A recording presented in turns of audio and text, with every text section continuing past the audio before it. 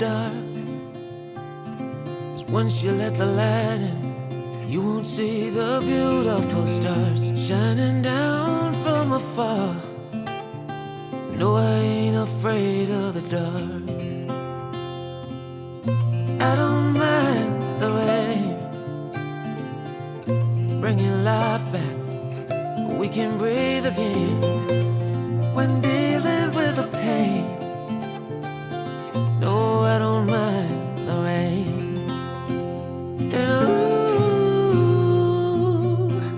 that's the way it goes. Life will teach you what you need to know. And ooh, like a river flows, life will take you where you need to go.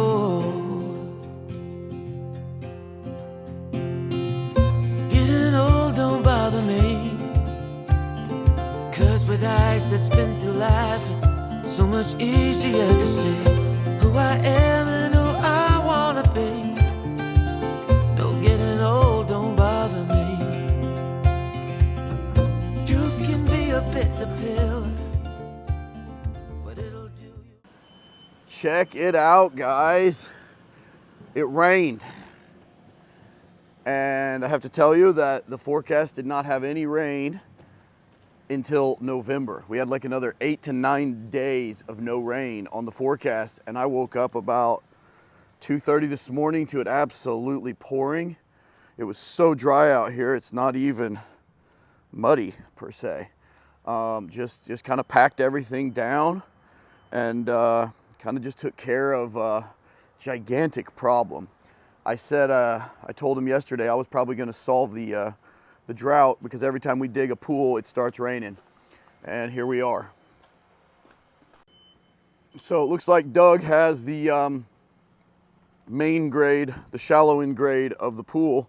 So shallow end is down here, but he's got the shallow end grade done, and we've got a mark here and down there that delineates the break points. So the shallow end will be right about there, and the deep end flats down here in this puddle.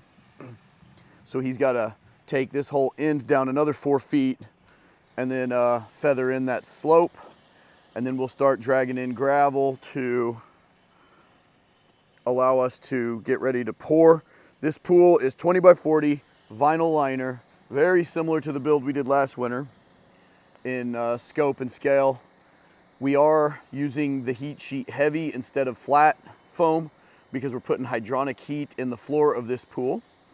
And then he's going to heat it with a couple of those Bitcoin miners and a heat exchanger in a pool house right over there. So, guys, I've got a bunch of stuff to do at the warehouse.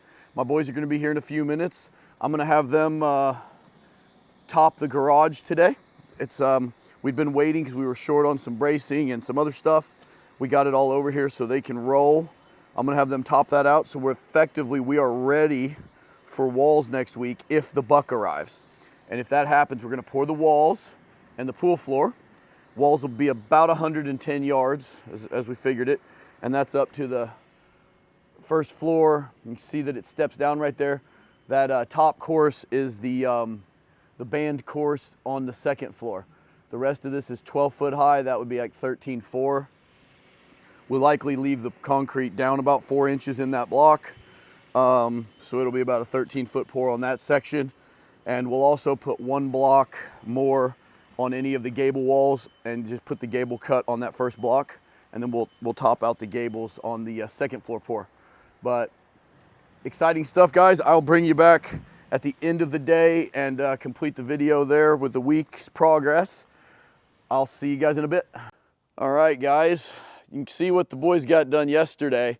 I shot most of this video before they showed up, and it was right to about here, and I told them to top it out. I got back around lunchtime from running some errands, and they were completely to the top. And I'm like, all right, guys, now we got 35-mile-an-hour gusts middle of next week before we can possibly pour this. Let's make sure we get the bracing on it before you take off for the weekend. So they spent the rest of the day putting all the zonts and zuckles and kickers on, walk boards. It's completely ready. It's done, except for, obviously we're still missing the buck. We have 2 more semis of ICF coming, one for our stock, for basically all of our pool kits going out right now, and the other for Austin's job. And the one for Austin's job does have my buck on it. It's shipping Tuesday. As you guys see this, it's Sunday, but I won't get it until Thursday. I actually have this entire thing scheduled to pour on Friday of next week, but I've already advised John, the pump guy, there's a very good chance we will have to push it to the following week and do it Monday or Tuesday. You know, basically we may be pouring a whole bunch of concrete on election day. It's why I voted early, because you just never know what we're gonna have to do on a job site. So I'll take you to the back here real quick and show you Doug's progress on the pool. And also just kind of talk to you guys about the plan on this pour. Assuming everything gets dialed in on this pool and he does not encounter any problems. Sorry, somebody's yelling at me from the other job over there. But as long as he doesn't encounter any more problems digging, we should be able to pour this pool floor at the same time as we pour the walls of the house. So we do that, then when Austin pours the floor, we will try to pour the walls. You can see he's almost down to the deep end depth of 8 feet. He did alarm me and the homeowner a little bit as he got just to the shallow depth and had to put his small bucket on because he was encountering rock he could not get through with his 3-foot bucket. And that's still potentially a problem where he's sitting is pretty solid, but it's promising that he was able to go ahead and get down. He's been able to pick everything out with his 1-foot bucket. So that's as far as the deep end goes. The homeowner did opt for more shallow than we originally sketched out. So he's gonna have a pretty steep slope that's only about 12 feet wide.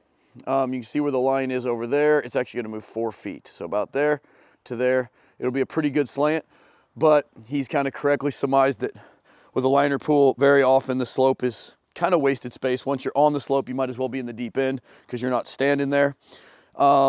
And he's gonna have about 20 feet of his 40-foot pool devoted to shallow end and tanning ledge.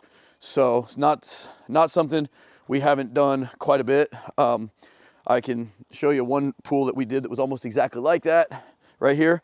And it was quite a hit with the family. So guys, it is almost ready to go. Like I said, if we had the buck, I think we'd be pouring. If I had purchased the correct amount, I think we would easily be pouring this early this week. We are still waiting. See all the leaves we'll have to blow out before we go. But we are still waiting for the final answer on hydronic. We did have kind of a debate between 2 of the big hydronic experts. One is not a local guy, and he designed it where a heat cool system.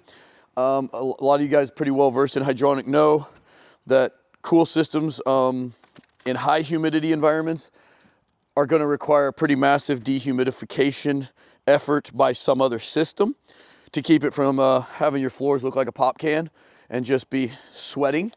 And by the time you do that, you could have just installed more conventional AC or mini splits, something like that does dehumidify. So we went back to the drawing board and designed heat only, which is much more common in our environment. And the first thing they did was change our layout, which obviously our foam is already down.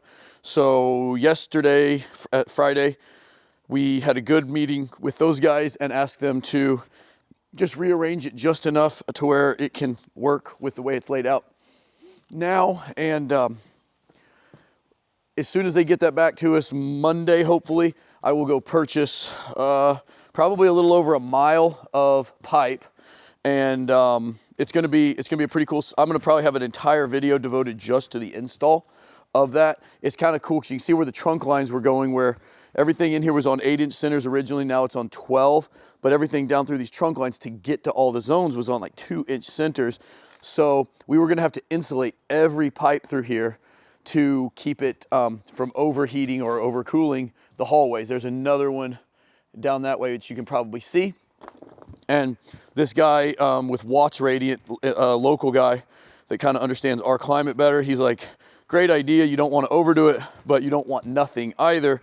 So he's going to dictate that I leave certain zone pipes uninsulated. So when you see these trunk lines, you'll see insulation on like 2/3 of them, but some of them will be uninsulated running to certain zones so that the hallways still kind of achieve that same ambient temperature. But anyway, I just wanted to kind of bring you guys up to date. We are completely topped out on every wall. The only things we have left to do is put bucks in, and we're gonna go ahead and attach our ledger board, which I will bring you guys probably midweek video about that, about my favorite method of doing that. And guys, we're close to the pour, and then we'll be on to framing and doing the second floor ICF. So I'm excited to bring this whole project to you. The new Elements blocks are as advertised. They're fantastic. And of course, all the FabForm stuff that we like to use on every project we can is pretty killer. See you guys next week.